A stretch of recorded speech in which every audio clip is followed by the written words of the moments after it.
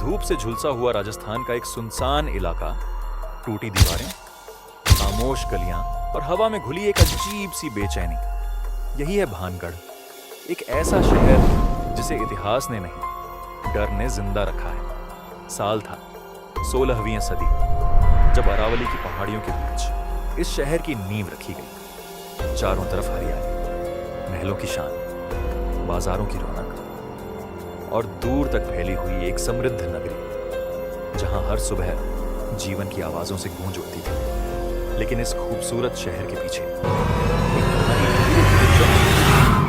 उस समय भानगढ़ की सबसे खूबसूरत राजकुमारी रत्नावती, जिसकी सुंदरता के चर्चे दूर दूर तक फैल चुके थे। और फिर एक दिन उसकी कहानी में दाखिल होता है एक तांत्रिक, नाम था सिंधु सेवड़ा, जिसकी आंखों में सिर्फ एक ही ख्वाहिश थी, राजकुमारी को हर हाल में अपना बनाना। काली विद्या का चाहता, रहस्यमयी शक्तियों का मालिक, लेकिन उसकी मोहब्बत एक जुनून बन चुकी थी। एक ऐसा जुनून जो पूरे शहर को निगलने वाला था।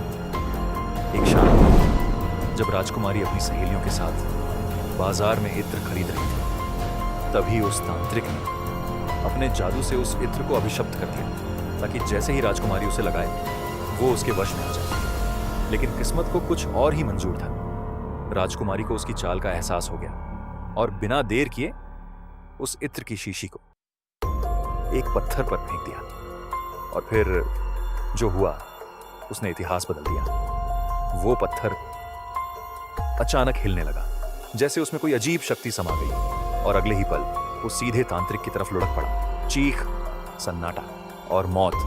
मरते हुए उस तांत्रिक ने आखिरी सांस के साथ एक श्राप दिया, ये शहर कभी खुशहाल नहीं रहेगा, यहाँ बस बर्बादी होगी और हर आत्मा हमेशा के लिए भटकेगी। और फिर कुछ ही समय बाद भानगढ़ पर हमला हुआ। खून से रंगी गलियां, जले हुए महल और हर तरफ मौत का सन्नाटा। जो शहर कभी जिंदा था अब सिर्फ एक खंडहर बन चुका था।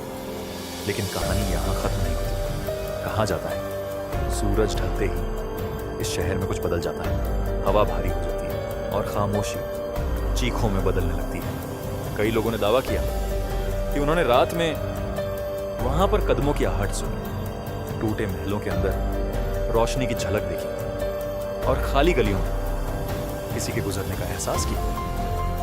इतिहास के पन्नों में भानगढ़ सिर्फ एक खंडहर नहीं, बल्कि एक चेतावनी बन चुका है। एक ऐसी जगह जहां प्यार जुनून बना और जुनून विनाश में बदल गया। आज भी सूर्यास्त के बाद इस शहर में जाना मना है,